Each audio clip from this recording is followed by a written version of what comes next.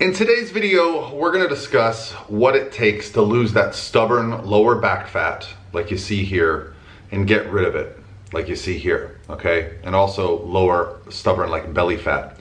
And the video starts right now.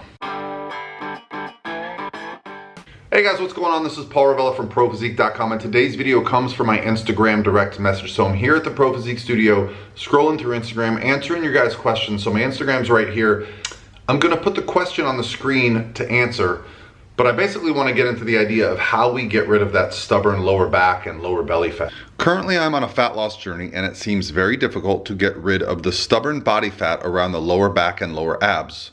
Watching your videos gives me so much motivation and make me push a lot more. I'm capable. I'm hoping to continue the same work and help newbies or experts out there. Thanks, cheers, mate. All right, so I want to start this video off by explaining a few things. I'm going to explain how your diet, how your nutrition needs to work to get the stubborn body fat off, but I also want to talk about this term that we call stubborn body fat, because I don't believe that body fat is stubborn. I do believe that the fat that we want to get off at the very end, that is very tough to get off, we consider it stubborn because, well, it requires more effort than it took to get our bodies to a happy place. So our bodies have a natural set point for body fat, a place where we're pretty lean, but we have enough body fat for functions and we feel pretty good all the time.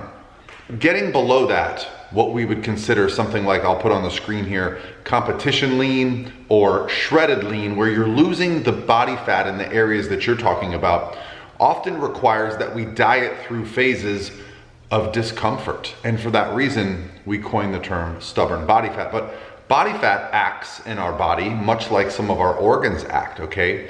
There are hormones and signals that happen based on our body fat levels.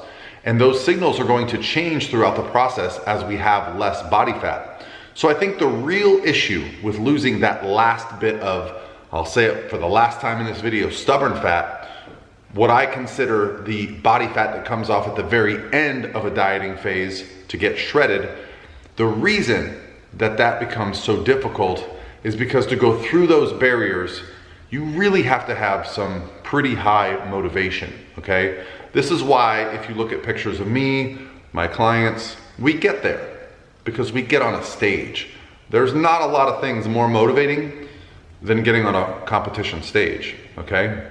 So I'm gonna show you some pictures here of some other people that achieved this goal. And the reason they achieved this goal was, again, they had a very strong deadline, but their deadline was the 90-day transformation challenge. That's all I'm gonna say about it in this video. It starts January 15th. Registration is open now. I'll put a link below. But again, the commonality between those two things is the deadline. For most of us that are interested in losing body fat, we do reach a point where it gets fatiguing, right? You've been on your diet, you've been doing cardio, you've been so good, maybe you stopped drinking alcohol, these things, and you just go, man, it's not really worth it for me to lose these next 10 pounds. And those last couple pounds of body fat is kind of where that magic happens in that area. In fact, a lot of times people will say, man, I am shredded everywhere, but I just want to get this lower abdomen fat off. And you don't even realize how much more body fat you still have to lose. It can come off of your face. It can come off of your hands. Oddly enough, whenever I get my eyes tested, I'm 46 years old now, I find that my eyesight changes when I'm shredded versus when I'm not. There's body fat everywhere in our body, so you don't even realize how much leaner you have to get that off. So that deadline is important. Now, I mentioned diet and cardio for this reason. When it comes to dieting, obviously the king of fat loss is going to be creating a sustainable dieting approach that allows you to be in a deficit, okay? Obviously, I've talked about the importance of protein, but I also believe the value in fats and carbs and using them appropriately, making sure you're getting enough fats to meet your nutritional needs and enough carbohydrates that, you know, you're able to perform and train and think, okay? But you also need to be able to restrict calories, so you have to be able to go through periods of fat loss.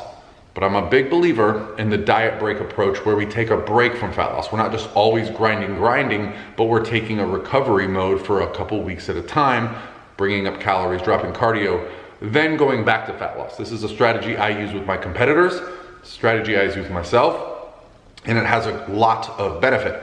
So when it comes to diet, well, I have a free macro calculator on my website, but you guys have heard that spiel before. The idea is that we're creating a sustainable approach. Now, I'm not a believer in one way versus another. You know, you'll hear some people preach the benefits of fasting. I think most of those benefits have been debunked because the benefits of fasting are more associated with the weight loss. If you lose weight using a diet, well, you can preach its benefits. And fasting, it's great for at least one really good reason. It helps you restrict calories, okay? Is it sustainable for you? A lot of people will say, wow, I can really skip breakfast, cruise right through, maybe only have 2 meals a day instead of 3 or 4. Well, right there, you're generally going to be restricting calories. It's that caloric deficit. But there's the other side of the equation when it comes to caloric deficit. That's what you take in. It's also what you do. How much activity do you have throughout the day? I saw some interesting research that suggested that people that fidget nonstop are much more likely to be at or below their normal natural body fat set point. Meaning, if you've ever seen somebody who's fidgety, can't sit still, they're probably more likely to be leaner. I would kind of put myself in that category. I was a very active youth, never sat still, played a lot of sports. Thus, I think I was kind of underweight until I was in my 20s. And I've kind of revisited that approach when it comes to setting up programs for my clients and when it comes to sharing this information with you guys. What do you do on a daily basis, right? It shouldn't be just about diet, okay? Restricting calories can be very fatiguing. Avoiding meals can be very fatiguing. Not being social with your friends and family because you want to avoid eating calories. Well, what if instead of thinking that way, you just thought of it as, what if I just move more? And I know a lot of people think cardio is a bad word or exercise to lose weight might not be the best approach, but what about walking? What about just getting outside and being active? What about doing something for yourself that doesn't necessarily have to be stressful, okay? This is where I kind of got into the idea. I have my trusty treadmill over here that I dieted in 2018 with, where I only walked. That's it, I only walked. Walking can be deceptively challenging, okay? Especially if you walk in an area with hills, if you walk at a brisk pace, if you walk on a treadmill, set it at an incline and have a good speed.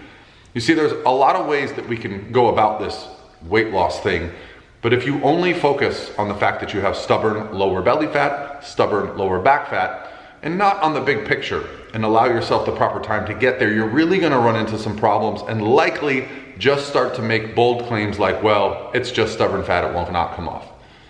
Body fat will be used as fuel in our bodies based on how much we have left, right? So you cannot get to the bottom of the pool to get the water out until you take all the water off the top of the pool. This is how fat loss works. You cannot take the fat off of the stubborn or the final areas of your body, like the lower back. It's my worst place too, my lower abdomen. These are the worst things for me as far as fat storage, but it does come off once all the other body fat comes off. I promise you, my cheeks get bony. I've got striations and body parts I didn't even know I could have. That's when the fun stuff starts happening, guys. That's when you start to see that. And the habits that you develop that allow you to get there, those are gonna be the habits that are gonna allow you to stay there. Don't rush the process. If you need more information and more details on how to get shredded, well, hey, join the Transformation Challenge. We're giving you guys nutrition plans, training plans, a group chat. We answer your questions every week. And if that's not it, well, maybe you just reach out to us for coaching if you're interested in doing a bodybuilding show. But the point is here, guys, body fat is not stubborn. People are stubborn. And so you just have to develop a system that allows you to be consistent with your approach.